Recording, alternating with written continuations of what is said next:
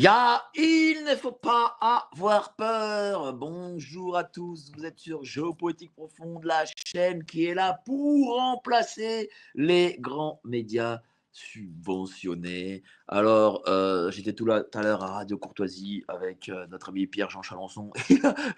Il a passé quelques coups de gueule, donc n'hésitez pas à réécouter cette émission. Alors aujourd'hui, ce matin, je ne vais pas parler de Brigitte, j'en parlerai ce soir dans une grosse émission. On va en parler ce soir en direct à 19h de Brigitte, d'Emmanuel, etc.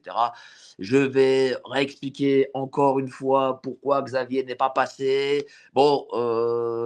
Voilà, on est tributaire de Candace Owens, mais j'expliquerai ça bien en détail ce soir. Voilà, il passera, c'est bon, ça fait 7 ans que nous sommes sous le joug macroniste. On peut bien attendre une semaine, 10 jours avant d'avoir Xavier. Hein, c'est pas trop grave quand même. Bon. Alors, je vais parler d'une chose, qui est quand même importante, qu'on met, je trouve, un peu trop de côté. C'est parce qu'en Macronie, on parle souvent du transgenrisme, de l'LGBT, de la tyrannie. On parle beaucoup de la tyrannie, du wokisme, etc. Mais on parle très très peu des affaires et de la corruption. La corruption en Macronie, énormément d'affaires. Hein. Aurore Berger, l'affaire Tabarot, l'affaire Le Maire, l'affaire Firmin Debode, l'affaire Schiappa, l'affaire Buzyn, l'affaire Dati, l'affaire Dupond-Moretti, l'affaire Kohler, l'affaire Delevoye, l'affaire Blanquer, l'affaire Benalla, l'affaire Darmanin, l'affaire Perico, l'affaire Havas, l'affaire Ferrand, maintenant l'affaire Castex pour faux usage de faux et détournement de fonds publics. Et bon, évidemment, j'en oublie encore des affaires, mais évidemment, toujours des affaires, rien que des affaires. Et ça, pour le coup, c'est vrai qu'on nous met en avant beaucoup sur les mœurs légères du président. Bon, c'est normal, hein, il faut en parler. Les mœurs, pas que les mœurs légères, mais plutôt les questions de LGBT, évidemment les questions incestueuses, hein, les questions liées à la pédocriminalité. Ça, c'est normal qu'on en parle, c'est évident. Et il y a beaucoup de choses à dire, mais on parle un peu, peut-être moins. Oui, on peut parler, je sais pas. Euh, bah, Monsieur Duhamel, hein, rappelez-vous, Duhamel, voilà, ancien grand prof émérite et peut-être même toujours grand prof émérite de Sciences Po, Monsieur Duhamel, hein, qui est un pédocriminel. Et qu'aujourd'hui, il n'est pas en prison, évidemment. Hein. Matzneff aussi. Cohn-Bendit, ah oui, ça, Cohn-Bendit, ça, personne n'en parle. Claude Lévesque, qui a décoré l'intérieur de l'Élysée. Daniel Cohn-Bendit, j'en ai parlé. Qui encore il y en a tel. Ah oui, Borrello, son bras droit, celui qui a cofondé En Marche. C'est vrai que, et d'ailleurs, Candace Owen l'a très bien dit, il y a dans l'entourage de Monsieur Macron beaucoup de vieux qui aiment beaucoup des très jeunes. Pourquoi Monsieur Macron a-t-il un entourage pareil? Hein, c'est évidemment le mystère, mais je pense que vous-même connaissez la réponse, moi-même je la connais, hein, c'est comme ça. Hein. Ce sont les nouvelles mœurs, hein, les nouvelles mœurs liées à ce nouveau monde. Alors, c'est vrai que les mœurs compliquées, on va dire, ont existé, mais pas à ce niveau. Et même sous M. Hollande, c'était des choses, on va dire, qui rentraient dans les mœurs, qui rentraient dans la légalité. Là, on est dans du dégueulasse, du sale, du pas beau, et qui touche les plus jeunes d'entre nous. Et ça, c'est pas bien, ça. Il faut pas toucher aux mômes. Ça, ce sont des lignes qui sont franchies. Qu'ils aillent s'encanailler entre adultes. Bon, c'est leur vie, ils font ce qu'ils veulent. Mais avec des des mômes qui n'ont pas de discernement, qui sont faibles, des très très jeunes, qui n'ont. Voilà, ça c'est dégueulasse. Et c'est pour ça qu'on en parle assez souvent ici, parce que c'est quelque chose à mettre en avant, il faut le mettre en lumière. Euh, et malheureusement, ce n'est pas les grands médias qui le feront. Bref. Mais il y a ces affaires de mœurs, mais il y a aussi la côté financier. Parce que, comme le disent les vrais juges indépendants, ceux qui enquêtent, il faut toujours chercher l'argent. Il faut toujours chercher l'argent. C'est l'argent qui fait tomber. Comme Al Capone, hein, rappelez-vous, il voulait frauder le fisc et il en est tombé jusqu'à en être emprisonné à Alcatraz.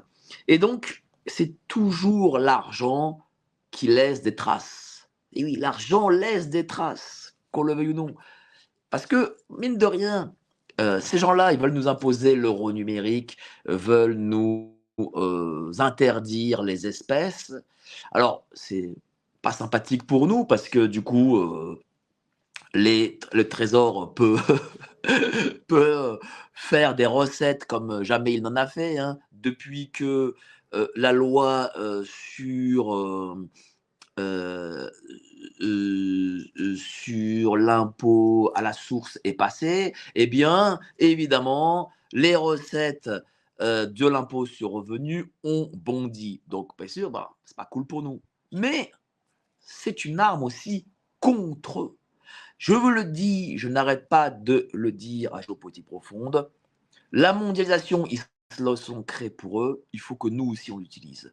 Et donc, les méfaits de la mondialisation sont pour nous, mais il faut aussi qu'ils soient pour eux.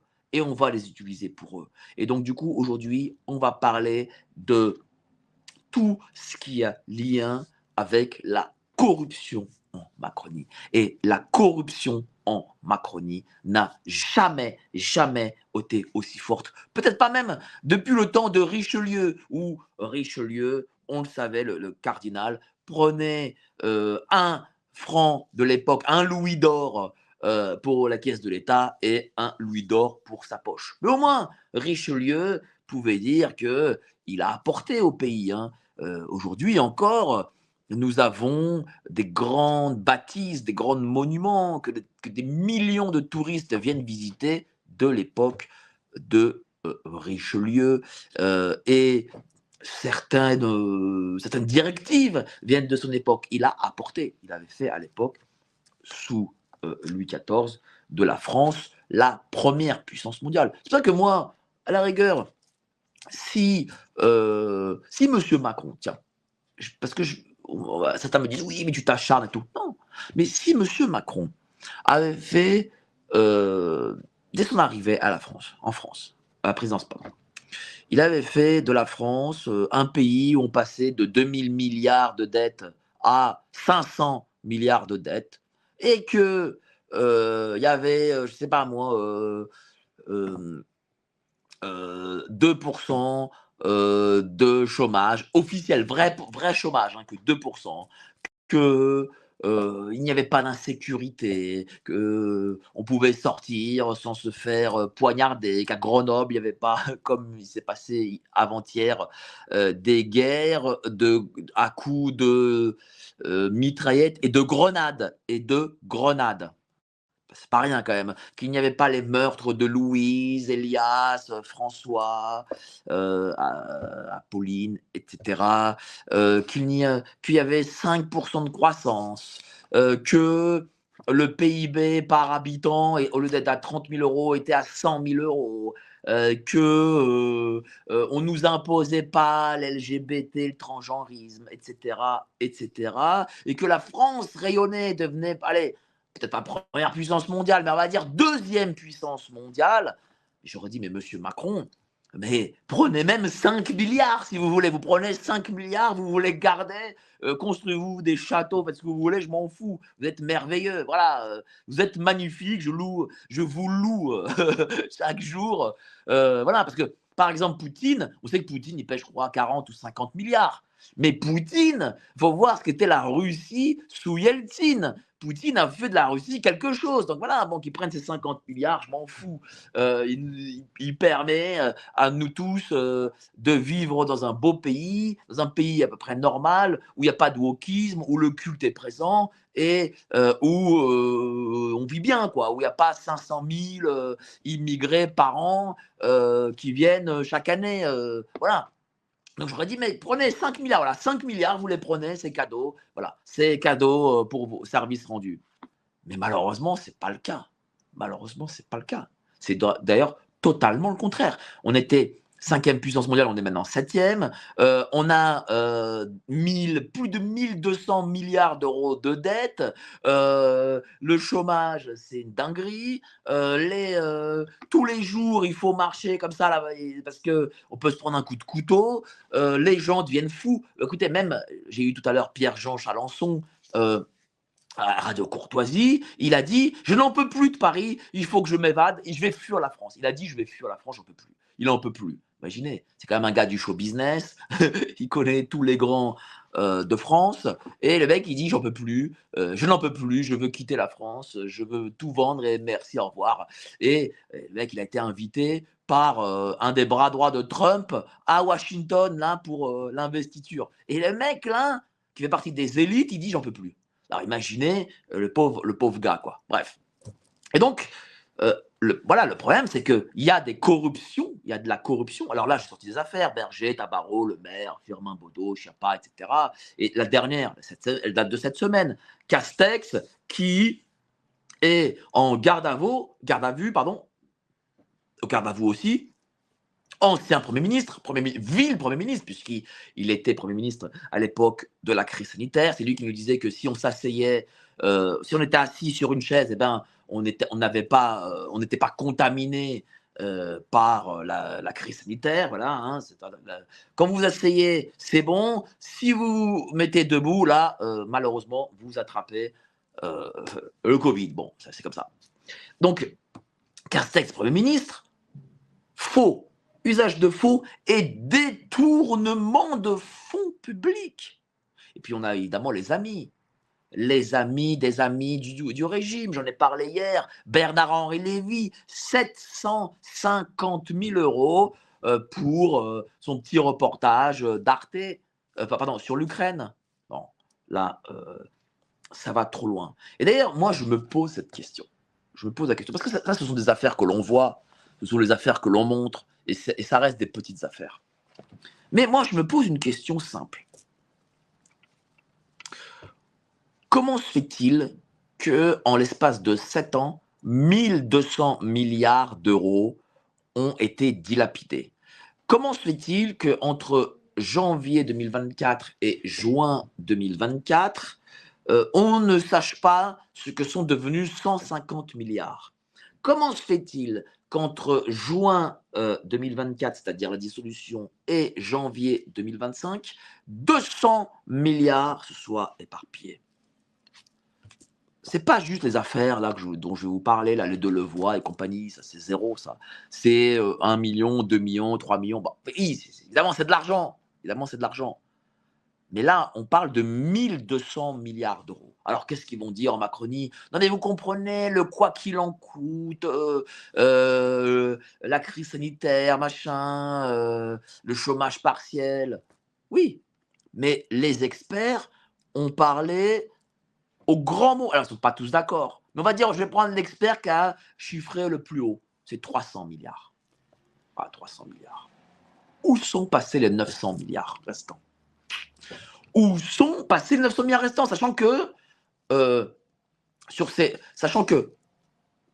on va me dire, oui, mais vous comprenez, les hôpitaux, le RSA, la CAF, je sais pas quoi, là, la fonction publique, machin. Attendez, jamais il y a eu aussi peu d'investissements sur la fonction publique. Donc ça peut pas être ça. Ok, le RSA, très bien, mais le RSA, c'est 20 milliards. Allez, 25, 30 milliards, allez, mauvaise année. Allez, allons jusqu'à 50 milliards. Voilà. Là, on parle de 900 milliards. 900 milliards en l'espace de 7 ans. Voilà. et qui ne sont ni Covid, ni social, ni machin. Moi, je le pense, moi, je vous le dis, hein. Et c'est une certitude. La Macronie a apporté de la corruption à très, très grande échelle. Cet argent-là est rentré dans des poches de gens qui sont les amis de M. Macron. Comment expliquer, je pose la question, comment expliquer que la fortune de Bernard Arnault, qui était à peu près la même que celle de Pinault, M. Bernard Arnault et M. Pinault font à peu près le même métier. M. Bernard Arnault, c'est Louis Vuitton. M. Pinault, c'est Gucci. Voilà, en gros, voilà, c'est à peu près le même métier, ils font dans le luxe. Comment expliquer que ces deux gars-là avaient une fortune en 2017 de environ 40 milliards chacun? Voilà. M. Pinault, qui fait le même métier que M. Bernard Arnault, M. Pinault a toujours 40 milliards, bon, ce qui est une somme gigantesque. M. Bernard Arnault passe de 40 milliards à 250 milliards en 7 ans. C'est quand même pas rien. Il a gagné 210 milliards en 7 ans. 210 milliards en patrimoine, en actions, voilà, c'est pas du salaire, voilà, c'est pas du cash. Mais quand même, 40 à 210 milliards, alors qu'il fait le même métier qu'un mec qui est toujours à 40 milliards. Comment on l'explique? On sait que M. Bernard Arnault est un proche des Macron. On sait que Mme Macron a été prof des deux fils de Bernard Arnault au lycée Franklin. Bon, donc il y a une accointance forcément. On sait que Mme Macron rencontre très souvent Hélène Arnault, femme de Bernard Arnault. On sait que c'est Hélène Arnault qui a présenté Aya Nakamura à Brigitte Macron. Et d'ailleurs, c'est Hélène Arnault qui a demandé au Macron qu'Aya Nakamura chante à la cérémonie des Jeux Olympiques. Et voilà, on est dans la cointance. Et on voit que la cointance paye. 40 milliards en 2017, 250 milliards en 2025. Mais qu'est-ce qu'ils font? Qu'est-ce qu'ils font de ces 210 milliards de plus? Est-ce qu'ils vont les dépenser dans une vie? Évidemment que non. Mais ils engrangent, ils prennent. Parce que ces gens n'en ont jamais assez. Ils n'en ont jamais assez. Parce que je peux vous dire, il n'est pas satisfait d'avoir 250 milliards. Il veut avoir 400, 500 et 1000 milliards. Rappelez-vous ce film avec le regretté acteur Devers. 1000 milliards de dollars. 1000 milliards de dollars, ça va devenir un SMIC, visiblement, pour les milliardaires. Voilà. Mais tout ça se fait aussi au détriment du budget national, de la France surtout, pas de l'État, de la France. Moi, je m'en fous de l'État. C'est la France qui m'importe. L'État et la France, c'est deux choses différentes. Mais bon, il n'y a pas que lui, hein. Il n'y a pas que lui qui en profite. Évidemment, il n'y a pas que lui qui en profite de ça. Et je ne dis pas que Bernard Arnault a volé, je ne dis pas ça. Mais je remarque que il est proche de l'État, il multiplie sa fortune par 6, alors que un autre n'est pas proche de l'État, il fait le même métier, il a une marque aussi prestigieuse, bon bah il est toujours pareil quoi. Voilà, c'est une question que je me pose, hein. Je me pose cette question, voilà. Et puis je me pose une autre question. Comment se fait-il qu'en 2025 on ne puisse pas revenir au budget de 2019, c'est-à-dire faire un budget équivalent à 2019? Alors 2019, il y avait déjà un gros déficit, mais là, le déficit de 2025 par rapport à 2019, il est multiplié par 4. C'est-à-dire, c'est genre 150 milliards de plus. Je ne comprends pas. On a eu la crise sanitaire, ok, on a aidé, très bien. Donc maintenant, ça doit s'arrêter. Et donc, on peut revenir à 2019. Mais on ne peut pas. On ne peut pas. Et on a arrêté d'aider les entreprises. On a arrêté le quoi qu'il en coûte. Donc, comment expliquer qu'en arrêtant le quoi qu'il en coûte, on ne puisse pas revenir un budget pas équilibré, mais qui soit moins déficitaire comme l'était celui de 2019. Comment l'expliquer? Parce que sur les 100 ou 150 milliards de plus de déficit, donc de dette, il y a des gens qui croquent. À un moment donné, il faut se dire les choses. À un moment donné, il faut répondre à cette question. Il y a des gens qui croquent. Ça va dans des poches. Des gens se servent. Des gens, des entreprises, des ONG, je ne sais pas, mais on se sert. Ce n'est pas possible sinon. Si vous arrêtez, si Macron dit, et à l'époque Bruno Le Maire dit, écoutez, le déficit est dû au quoi qu'il en coûte. Bon, voilà, c'est dû au quoi qu'il en coûte. On arrête le quoi qu'il en coûte. Donc, d'après eux, si, comme le déficit est dû au quoi qu'il en coûte et qu'on l'arrête, eh ben, le déficit doit être moins important. Pourtant, le déficit est encore plus important qu'à l'époque du quoi qu'il en coûte. Encore plus important. Sachant que on n'investit pas dans les écoles, on n'investit pas dans les hôpitaux, on n'investit pas dans la fonction publique, et que le social, bon, allez, à 50 milliards près, c'est toujours pareil. Comment on l'explique? Moi, j'ai une explication, hein. Elle est la mienne. En tout cas, je vais la donner, cette explication. Parce que moi, je vois que tout le monde a peur de dire le pourquoi, le comment, le quoi qu'est-ce. Tout le monde a peur de dire non, mais attendez, non, mais en fait, vous comprenez, le déficit, il est dû parce que l'immigration. Ah oui, d'accord, oui, d'accord, très bien. Il est dû aussi parce que les cartes vitales, je ne sais pas quoi. Je suis d'accord. Mais l'immigration et les cartes vitales, c'était il y a 5 ans aussi. Voilà. Moi, je le dis. Voilà, je n'ai pas peur de le dire. On a généralisé la corruption. Vous aimez nos émissions ? Ouais. Vous aimez les différents formats qu'on vous propose ? Ouais.